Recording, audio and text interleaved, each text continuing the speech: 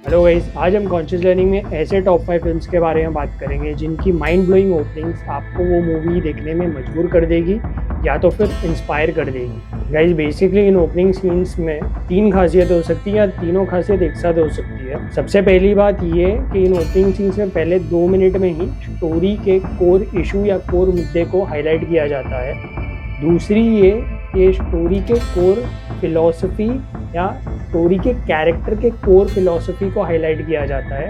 या तीसरी, ये स्टोरी के कैरेक्टर के वांट या उसके ड्राइविंग फोर्स को हाईलाइट करती है। और सबसे इम्पोर्टेंट चीज़, ये ओपनिंग सीन्स को पावरफुल तब बनाता है या उसको मीनिंग तब मिलता है जब इसकी ओपनिंग सीन्स का ड्राइविंग फोर्स या कोर स्टोरी या फिलॉसफी को एंड में जाके कनेक्ट किया जाता है और पूरा फुल सर्कल स्टोरी का कंप्लीट हो जाता है।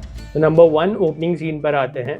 नंबर 1 पर आता है द सोशल नेटवर्क। ये फिल्म मार्क जकरबर्ग, जो कि फेसबुक के फाउंडर है, उन पर आधारित है। तो सोशल नेटवर्क के ओपनिंग सीन में मार्क जकरबर्ग अपनी गर्लफ्रेंड के साथ एक पब में शाम गुजार रहे होते हैं कि उन दोनों के बीच में एक आर्ग्यूमेंट हो जाता है। ये आर्ग्यूमेंट के बीच में दोनों एक दूसरे की इंसल्ट कर लेते हैं। मार्क जकरबर्ग का एक छोटा सा इंसल्ट किस तरह उसे ट्रिगर करता है और वो ट्रिगर को किस तरह, पहले एक ब्लॉगिंग से एक वेबसाइट से किस तरह वो एक फेसबुक जैसे मल्टी बिलियन डॉलर कंपनी में तब्दील हो जाती है, ये जर्नी के थ्रू बताया गया हुआ है। और क्यों द सोशल नेटवर्क का ओपनिंग सीन इतना पावरफुल है, ये आपको फिल्म के एंड में जाके पता चलता है जब फर्स्ट सीन और लास्ट सीन कनेक्ट होता है। द सोशल नेटवर्क को डायरेक्ट किया है डेविड फिंचर ने, जिन्होंने the curious case of Benjamin button जैसे कल्ट फिल्म्स बनाई है। और मार्क जकरबर्ग का किरदार निभाया है जेसी आइजनबर्ग ने। और इस फिल्म को म्यूजिक दिया हुआ है ट्रेंट रेजनर और आर्टिकस रॉस ने, जिन्होंने इसी फिल्म के लिए एक ऑस्कर भी जीता था। द सोशल नेटवर्क मूवी, ये फिल्म अडाप्ट किया गया था द एक्सीडेंटल बिलियनियर ये नॉवल से, जिनको लिखा गया बेन मेजरिश ने। और इसका स्क्रीन राइटिंग किया गया था एरन सॉर्किन ने, जिन्होंने भी इसी साल इसी फिल्म के लिए ऑस्कर जीता था। नंबर 2 पर आता है requiem for a dream. Requiem for a dream ये फिल्म 4 किरदारों पर आधारित है और चारों किरदार एक दूसरे से कनेक्टेड या रिलेटेड होते हैं। पहले तो एक माँ होती है जो एक टीवी शो पर जाना चाहती है। दूसरा उसका बेटा, जिसका कोई रोल नहीं होता है बेसिकली, लेकिन वो अपनी गर्लफ्रेंड जो कि एक फैशन डिज़ाइनर है उसको मदद करना चाहता है। और साथ ही साथ उसका एक फ्रेंड होता है जिसके साथ वो ड्रग्स करता है। और इवेंचुअली ये प्लान करते हैं कि दोनों ही ड्रग्स का बिजनेस खोलेंगे। अभी ये चारों कैरेक्टर किस तरह अपने सपनों के पीछे भागते भागते ड्रग्स की चंगुल में फंस जाते हैं और किस तरह उनकी लाइफ बदल जाती है, ये फिल्म के थ्रू दर्शाया गया हुआ है। अब रेक्विएम फॉर अ ड्रीम फिल्म के ओपनिंग सीन पर आते हैं। रेक्विएम फॉर अ ड्रीम की ओपनिंग सीन में सारा गोल्डफार्ब, जो कि एलन बर्नस्ट ने इसका किरदार निभाया है, वो एक्चुअली टीवी देख रही होती है, वही शो का जिस पर वो जाना चाहती है। और तभी उसका बेटा अचानक से आ जाता है और वो टीवी बंद कर देता है और वो टीवी अपने दोस्त के साथ उसको बेचने के लिए निकल रहा होता है कि दोनों माँ बेटे के बीच में आर्ग्यूमेंट हो जाती है। और किस तरह वो आर्ग्यूमेंट एक एंगर, एक हाई ड्रामा झगड़े के बीच में तब्दील हो जाती है। और उसकी माँ उसके बेटे को कहती है कि बेटा, अभी तो तू नहीं समझ पाएगा, लेकिन आखिर में तुझे हर चीज़ समझ जाएगा। और किस तरह ये स्टार्टिंग सीन और ये एंडिंग में किस तरह इन चारों का लाइफ, इन चारों का लाइफ क्या मोड लेती है, ये आपको आखिर में जाके पता चलता है। रेक्विएम फॉर अ ड्रीम ये एक फिल्म इसी नाम के नॉवेल पर आधारित है, जिसे लिखा गया हुआ है हूबर्ट शेल्बी जूनियर ने। इस फिल्म को डायरेक्ट किया हुआ है डैरेन अरोनोफ्स्की ने, जिन्होंने कल्ट फिल्म्स जैसे द फाइटर बनाई है। और इसका म्यूजिक दिया हुआ है क्लिंट मैंसेल ने, जो कि बहुत ही पावरफुल बीजीएम है। और इस फिल्म का कैमरा किया हुआ है मैथ्यू लिबर्टिक ने। और इस फिल्म के 4 मेजर किरदार निभाए हैं एलन बर्नस्ट, जेनिफर कॉनली, जेरेड लेटो और मार्लिन वायंस ने। नंबर 3 पर आता है film the beach. The beach ये एक फिल्म एक ट्रैवलर पर आधारित है, जो कि अमेरिका से थाईलैंड अकेले बैकपैकिंग करके घूमने आता है। किस तरह वो थाईलैंड पहुंचता है और उसके बाद उसको एक स्ट्रेंजर के थ्रू एक ऐसे आइलैंड के बारे में पता चलता है जो कभी ना इनहैबिट किया गया हो। अब वो किस तरह उस आइलैंड पे पहुंचता है और उसके साथ क्या घटना घटती है, और इन दी एंड एक ट्रैवलर का एक जो फिलॉसफी होता है वो इस फिल्म के थ्रू दर्शाया गया हुआ है। तो आइए बात करते हैं अब द बीच मूवी के ओपनिंग सीन के बारे में।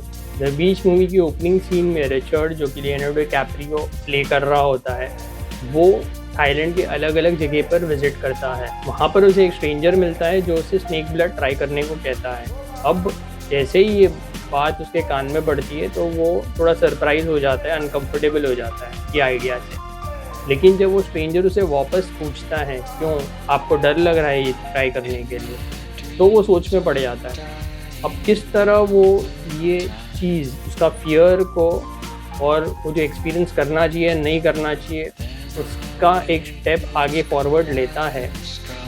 और जो एक ट्रैवलर का जो एक फ़िलॉसफी होता है वो जब मूवी के एंड सीन में रिचर्ड डिस्कवर करता है, वो फर्स्ट सीन और एंड सीन को कनेक्ट कर देता है, जो कि ये फ़िल्म के ओपनिंग सीन को बहुत पावरफुल बनाता है। द बीच मूवी को डायरेक्ट किया हुआ है डैनी बॉयल ने, जिन्होंने कल्ट फिल्म जैसे स्लमडॉग मिलियनेयर बनाई है और जिसके लिए उन्होंने ऑस्कर भी जीता हुआ है। और द बीच इस फिल्म को अडाप्ट किया गया हुआ है द बीच इसी नाम के एक नॉवल से जिसे एलेक्स गार्लैंड ने लिखा है। चौथे नंबर पर आता है मनी बॉल। मनी बॉल ये एक फिल्म एक एक्स फील्ड बेसबॉल प्लेयर पर आधारित है जो अपनी टीम ओकलैंड एथलेटिक्स के लिए ज़्यादा कुछ नहीं कर पाता, पर आगे जाके वो उसी टीम ओकलैंड एथलेटिक्स का मैनेजर बन जाता है। और किस तरह वो अपनी टीम ओकलैंड एथलेटिक्स को मैनेजर बनकर उसका नाम हिस्ट्री में दर्ज करता है, वो इस फिल्म के थ्रू बताया गया हुआ है।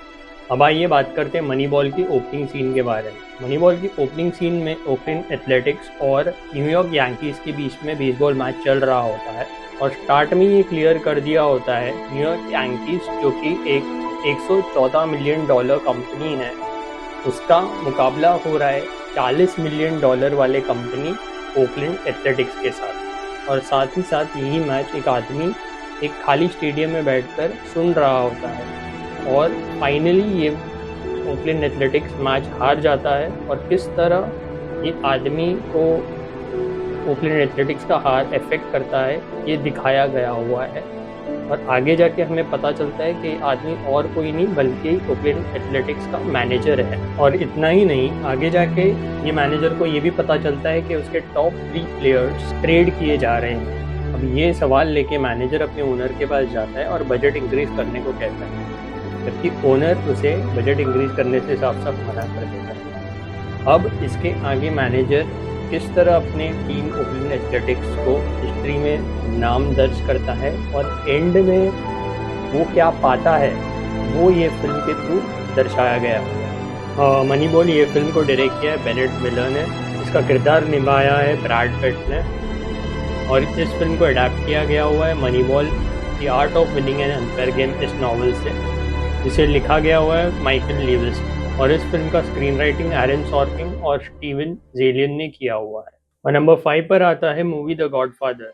द गॉडफादर ये मूवी एक माफिया पर आधारित है। कैसे एक बच्चे को अपनी जान बचाने के लिए अपनी जन्मभूमि छोड़नी पड़ती है और किस तरह वो यूएस आता है और वहाँ पर उसके साथ जो अत्याचार होता है और कैसे इस क्रूएल वर्ल्ड में अगर आपको ज़िंदा रहना है तो आपको पावर का होना कितना ज़रूरी है ये उसे लाइफ में समझ आता है। और किस तरह ये पावर गेन करने में वो अंडरवर्ल्ड में सबसे पावरफुल और फियरफुल और रिस्पेक्टेड आदमी बन जाता है, ये गॉडफादर इस फिल्म की जर्नी के थ्रू बताया गया हुआ है। अब बात करते हैं गॉडफादर के ओपनिंग सीन के बारे में। इस सीन में बोनोसेरा नाम का एक बेसहारा बाप जिसकी बेटी पर मोलेस्टेशन और वायलेंस हुआ है, वो गॉडफादर के पास मदद और जस्टिस मांगने आता है। किस तरह गॉडफादर उसकी मदद करता है ये ओपनिंग सीन में हमें पता चलता है। और आखिर में जब यही पावर जब उसके बेटे के पास जाता है और उसके बेटे ने वो पावर गेन करने के लिए क्या क्या किया हुआ है वो इस जर्नी के थ्रू आपको पता चलता है। द गॉडफादर ये फिल्म फ्रांसिस फोर्ड कपूला ने डायरेक्ट किया हुआ है और इस फिल्म को अडेप्ट किया हुआ है एक नॉवल से द गॉडफादर, जिसे लिखा गया हुआ है मारियो पुजो ने। अगर आपके पास भी ऐसे 5 धमाकेदार ओपनिंग सीन्स या 5 नोटवर्दी मूवीज़ के ओपनिंग सीन्स हैं तो आप कमेंट सेक्शन में मेंशन कीजिए। मैं इस फिल्म्स को देखूंगा और एक नया वीडियो बनाऊंगा जिसमें टॉप 5 मूवीज़ के ओपनिंग सीन्स के बारे में बात करूंगा। अगर आपको ये वीडियो पसंद आया तो लाइक कीजिए, सब्सक्राइब कीजिए हमारे चैनल कॉन्शियस लर्निंग को।